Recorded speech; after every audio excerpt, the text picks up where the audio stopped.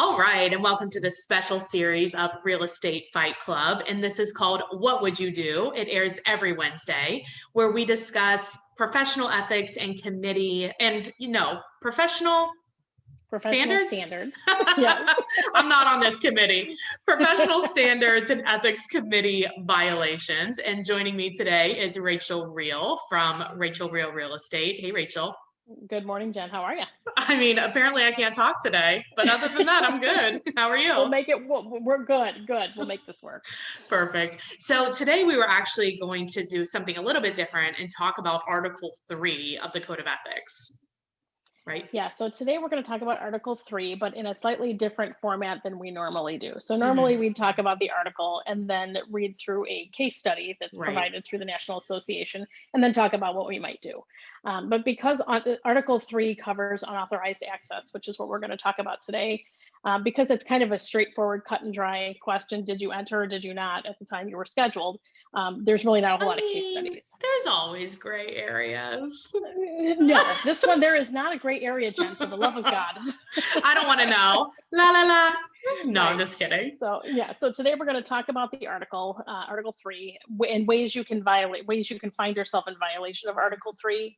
Yay. And then what you can do, and then ways to prevent yourself from being caught in a pickle and being violated. I feel like we're back in real estate school where they tell you everything you can do to not go to quote unquote realtor jail. Realtor jail, right. Today we're going to keep you out of realtor jail. Okay. Because the fines for this have been increased. So a first violation for this can be up to $2,500. It's no small change. Yeah. All right. Let's hear it. What does Article 3 exactly say? So Article 3 in the Code of Ethics states, realtors shall cooperate with other brokers, except when cooperation is not in the client's best interest. The obligation to cooperate, does not include the obligation to share commissions, fees, or to otherwise compensate another broker. So, and again, this is where this falls. The standard of practice 3-8 and 3-9 are the two that relate to access and showings. Okay. So standard of practice 3-8 says realtors shall not misrepresent the availability of access to show or inspect a listed property.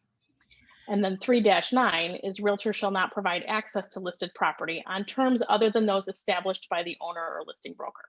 Okay. And if people want to read this, you can actually, I'll download it and it'll be at jennifermertland.com/vault, VAULT, if you want to read it.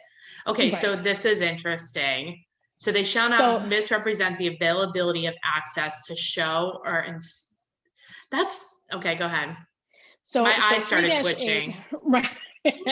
So 3-8 says you can't put a property essentially on the MLS and say, hey, this property is available, but now I'm going to tell you can't show it. So you can't misrepresent the availability of access to show or get into a property for an inspection. But I can see where, devil's advocate here. Yes. So sometimes because we get in trouble, I get in trouble with the RMLS all the time because it's is available. Flyer?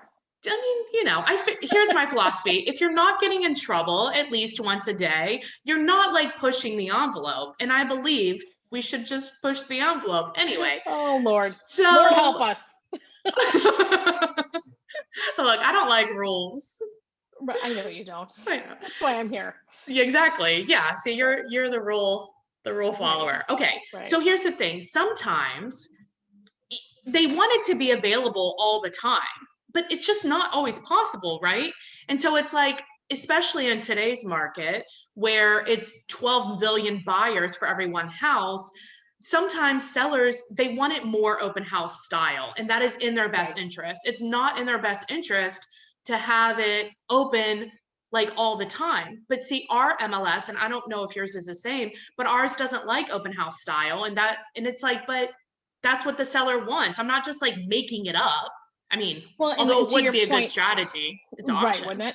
Yeah. So you can set up, I don't know if you guys use showing time at all where you're at. Yeah, we do. So our market uses showing time. So you could, in theory, open up a block of time, on a random Thursday afternoon or a Thursday and say between 10 a.m. and 6 p.m., anybody can go in there. So you can change the settings on showing time to either have it be allowed to be shown in specific blocks of time where there's no overlapping appointments, or just say, hey, it's open. Anybody.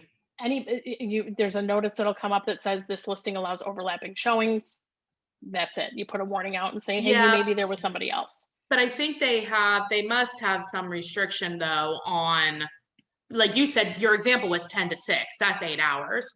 What I'm talking about is like when it's really only like noon to 3. Right. And then we are seeing some of that here too, just because otherwise, if a seller puts a house on the market on a Friday, chances are they really probably just need to go out of town for the weekend in order to maintain their sanity. Otherwise, they're going to be kicked out from 9 a.m. till 9 p.m. Friday, Saturday, and Sunday. Right. So we are seeing some of that. But do you think that limiting it, if they don't want to go out of town, and limiting it do you see that as like any type of violation with this article? No, because the seller is the one setting the rules. So as long as the seller is the one setting the rules. But if you are as an agent, and it is the best interest of the seller to use this as like a tactic to create an auction effect, is it then a violation?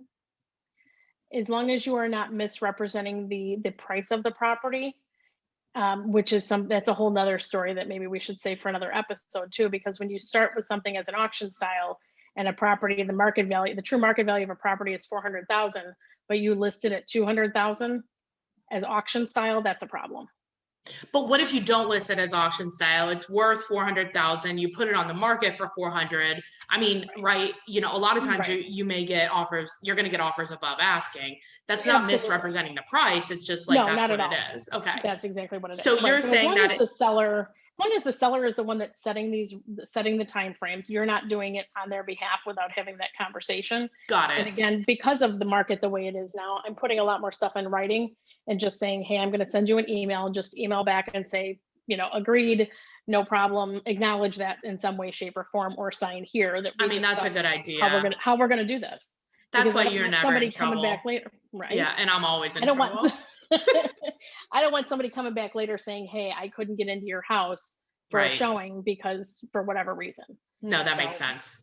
Okay. And the biggest problem with this article is that we have agents that are scheduling appointments and showing up in completely different windows of time than their scheduled appointment. And we're seeing it more now because if I go, for instance, to look at a new property that just came on the market today, and I want to show it tomorrow, everything's going to be blacked out already because this market is what it is. Right. So an agent will schedule a showing for 7 p.m. tomorrow night because that's the only available slot, but show up at noon. Right. Because that's the time that they wanted to get in, and the only time they could schedule is for 7 p.m. Okay. Or I'm gonna just showing up without an appointment here. altogether. Right. Okay. You are a frequent flyer, aren't you? Well, I just think like I think it needs to pass some type of logic test, right?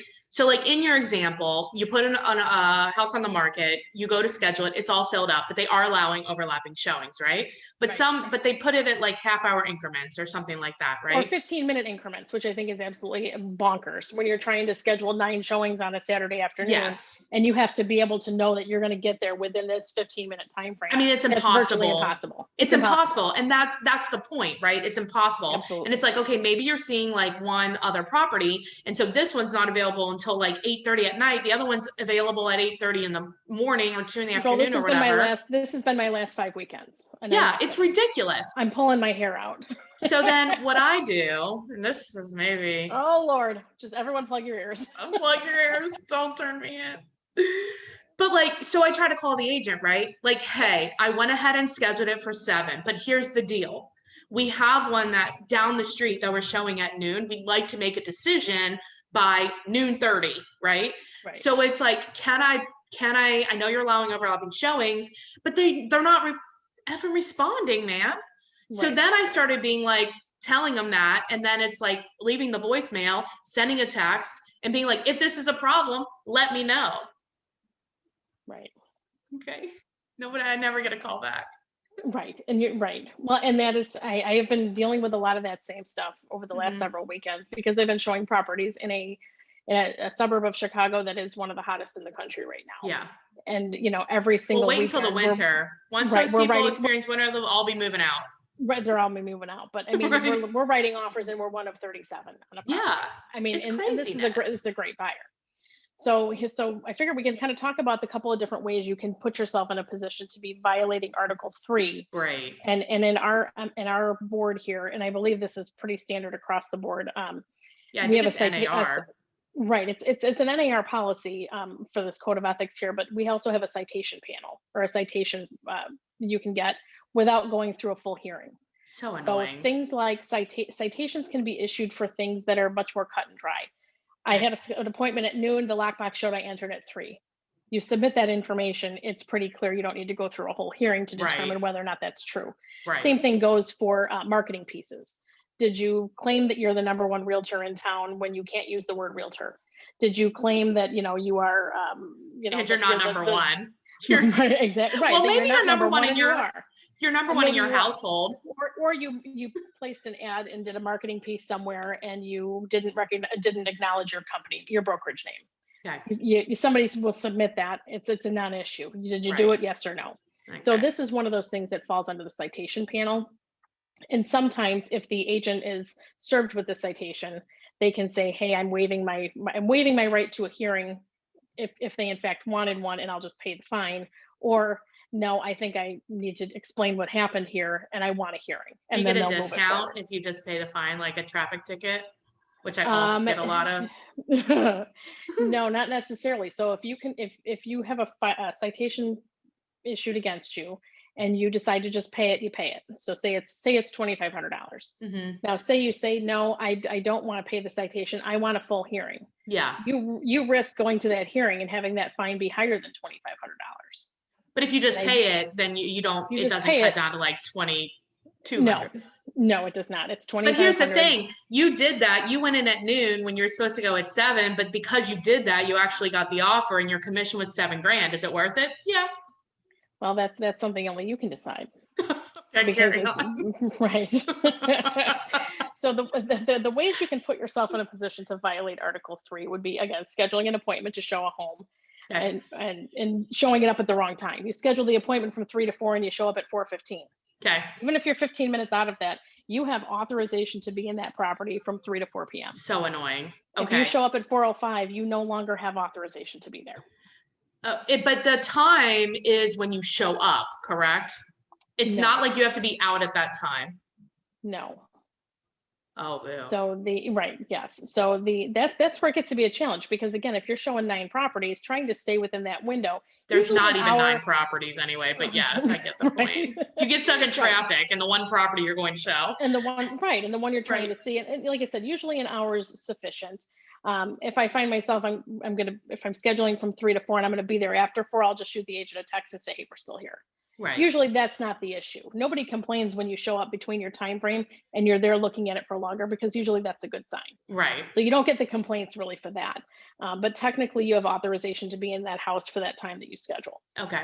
Another way you can violate it is scheduling. An agent will request to schedule a showing to schedule schedules. I can't talk today either. What's going on? I don't know.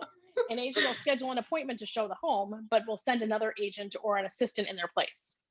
But in some places that's allowed.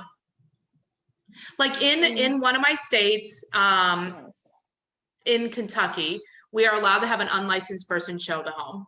Now, they also make it very hard because most of those are electronic lock boxes and the unlicensed people don't have access. So it doesn't really happen, but it is allowed. But now, can you schedule under a different person's name, or does they that schedule under my name, but they can show it? And that's okay there. Yes, but it's not okay in Ohio. Okay, so yeah, and I would say most of the states are going to be that. I agree. I think most of them are not okay. Yeah. Right, because if you now think about it from the flip side, if I'm a homeowner and I have somebody showing up between 3 and 4 p.m. and Rachael Real schedules that appointment, but Eric Jones shows up and he's a 6'4" dude, and they're expecting a female, how do they know that that's the person that's supposed to be? They don't usually know who it is, though. Sometimes they do, sometimes they don't. It depends on how your showing time is set up. So if you have a seller that says, hey, I want to know who's going to be in my house, then you can set it up that way. Oh. But again, it's whoever has the authorization to be there is the one who should be in the house. Okay. Yes. I hate all these rules. Blow it up. I know you do. So those are your big things. Okay. If it's conducted by an agent who didn't schedule it and it's conducted anytime outside of the scheduled time frame, it's a violation of Article 3. Okay, well, I need a break. You need to process all of that. It's too many rules. That the problem is like it's sometimes I think these rules are like I can see how they would make sense at the time of making the rules. But like with anything, there's always like the other side of the issue, right? There is. I think we look at this one as in the like I said too, the fine for this has gone up to $2,500. It used to be, I believe, 1,000, and they increased it to 2,500 because of the fact that so many people are violating it. Yeah. And I think the biggest concern and the biggest worry about this with NAR, and the reason they've changed this throughout the country in most of these states, is because this involves the public. So the homeowner is giving us access to their house, and we're not respecting what they're giving, the time and the rules that they've set for that access. You also have a lot of not really. And you've also got situations where homeowners are carrying guns more than normal. Get shot. So if you get shot, I mean, it's your fault. Well, if you schedule that appointment from 3 to 4 and you show up at 4:30, they're not expecting you at 4:30.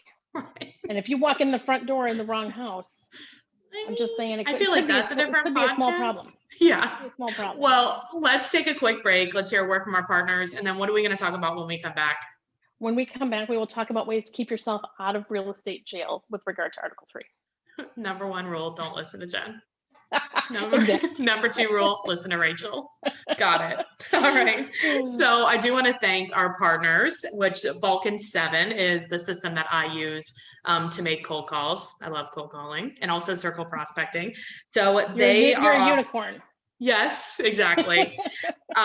So go to vulcan7.com/Jennifer Mertland, and you will receive 2 weeks for only $49.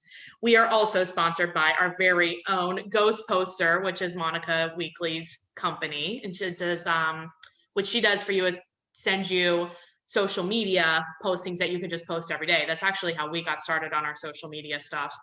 So you can go to mycoachmonica.com and enter Fight Club and get $50 off. So we love our sponsors, of course, our favorite businesses. So let's get back to the show, Rachel, and tell us how to not get in trouble. Number 1, don't listen to Jen. Yes. Number 1. No, I think the biggest way to keep yourself, or the best way to keep yourself out of a pickle when it comes to this, is communication. And we talk about that all the time. On a very regular basis. Yes. So what I have started doing, and it seems to be working out relatively well, is, so for instance, these last several weekends, it's been a lot of showings, 7, 8, 9 in a day. And again, some of these houses are giving me a 15-minute window. Some are giving me an hour. I'll get halfway through scheduling and realize that the one that I had at the end now needs to be at the front. Right. Annoying. So I do the best I can to get that all set up. But then what I've been doing is reaching out via email to all of the agents, the listing agents of the properties I'm showing. Okay. My email will say something to the effect that, hey, I'm going to be showing your house tomorrow. I've got a confirmed showing scheduled for 10 to 11 a.m. tomorrow. 10 to 10:05 tomorrow. 10 to 10:05. So for instance, let's say this one is 12 to 12:15 p.m. Okay. You're halfway through the route. I understand things are really crazy right now. I appreciate you approving the appointment. You're one of 9 homes we're seeing tomorrow. In the event we arrive slightly outside of our scheduled window, are you okay with me continuing to go ahead and show the property? Nice. So long as I don't step on the toes of somebody who's already showing it. Perfect. Please let me know if I would send that email too. Schedule it for 7, go at noon. No. Well, and 99% of the time I'll get a response back that says, hey, no problem. Right. If somebody's showing it, just wait your turn. No problem. No Thank problem. you so much. Then I don't have to, I keep that, it's in writing. And it's the spirit of the rule, right? Absolutely. Yeah. I understand. I understand I only have authorization from 12 to 12:15, but as you know, this market is redonkulous. Right. And I could get hung up. It's a very small window. Are you okay with me going outside of that? Now, what if you don't hear back from them? Then I have to be in there within that time frame. And if I don't hear back, if I'm a stop ahead or 2 stops ahead, and I realize we are not going to make that time frame, in between those showings, I'm shooting a text and or a call if I don't hear back and say, hey, you know what, we're running a little bit late. Are you okay with us going in? And what if they don't call you back? Then I'm stuck. Well, that's why I've been leaving the message, like, let me know if it's a problem. I'm running late, because then it's like, I feel like, and we've talked about this on a podcast too, what is considered notice?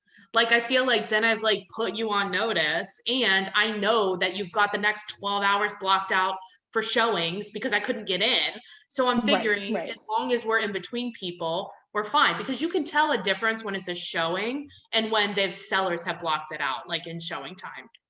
Most of the time you can, because there's some kind of restriction in there somewhere. And these new listings, when they come up, you pretty much figure the first 2 or 3 days on the market, it's back to back, wall to wall showings. Right. Exactly. So, but that's why, you know, like, so if I'm scheduling stuff for Sunday right now, I'll send those emails out today. Yeah. Because for the most part, in 2 days, I'm going to get a response. I mean, God willing. Right. And that's, and they're usually very appreciative of just the communication in general. Yeah. Most people are. Exactly. You just have to communicate, because again, if you walk into a house where that seller is home and they're not expecting you, you know, you could find yourself in a real jam. So, you know, I don't want to be shot. I don't know about you. Well, you can't even have a gun in Chicago, but I guess that's more of a political debate. Right. You can have concealed carry here. Oh, you can? Okay. Oh yeah. Yep. No, and you know, and it's funny because several years ago I had a home inspection and we were there at the right time, at the scheduled time. We had approval from the agent, everything. We walked in, we're about a half hour into the inspection. The homeowner, who we later found out had a serious drug problem and weapons in the house, came stumbling out of the bedroom and was dead asleep, and came down and wondered who was in his kitchen. Nice. So immediately we all walked out the front door because we didn't want to have anything go awry. I called the agent and I said, you know, this is the situation. Can you please reach your client and just smooth things over so that we're good, so that nothing's going to happen here. It was a nasty divorce, probably for obvious reasons. But you know, I don't want to be a part of that. No, definitely not. Definitely not. All right. Well, thank you for bursting my bubble today. It's very exciting. Yes. I mean, and these are all things that are violations of the Code of Ethics. You also have central lock violations, which are completely separate than the Code of Ethics. Okay. So central lock violations can be any of the following. You have to maintain your central card in a secure place. Now they're doing away with the actual access electronic thing. The electronic. Well, that's it. Right. It looks like a credit card. Oh, we don't have that. Okay. So, and they're doing away with those. They're phasing those out, and they're going just to the mobile app. But in place of failing to maintain the card in a secure place, it'll be failing to put a password on your phone to be able to get to that mobile app. You can't attach the PIN to your central card. Okay. I've been in hearings where an agent put a Post-it note with the PIN on the central card and left it on her desk so that any assistant could come and grab it and go show anything they wanted. So that's also a problem. Okay. Giving your central card to another person, providing access to the app to someone else, or requesting a one-day code, which we can do here too for agents that are out of the area that don't have central lock access. We can issue a one-day code and assign it to a person. If somebody else shows up to show that property, or if they give it to a buyer who walks in and decides to go to the pantry, get the bag of Doritos and park themselves on the couch, that is also a problem. Yeah, that sounds like a problem. Yes. So central lock violations can be about $5,000, and a first-time violation for violation of standard of practice 3-9 is $2,500. Yeah, that's a lot. So, well, I said, it depends on your commission and if you won the deal or not, you know, if it's worth the risk. Well, and you got to look at what the other things that you're going to be subject to maybe having to complete too. So we just sat on a panel where this was a person who had done it before, was back in for the second time, and the fine had been increased. There was multiple sessions of continuing education and letters of warning and reprimand put in the file. So these are things that, you know, it's not just the fee of $2,500. Right. It ends up being more than that. It's your time. It's the record of your business if you move forwards. So you're not in good standing at that point. Boo. Well, Buzzkill Rachel, if people would like to get a hold of you. You can text me at 630-542-8688. Awesome. Well, thanks again. It's a pleasure as always. You got it. Thanks, everybody. See you, Rachel.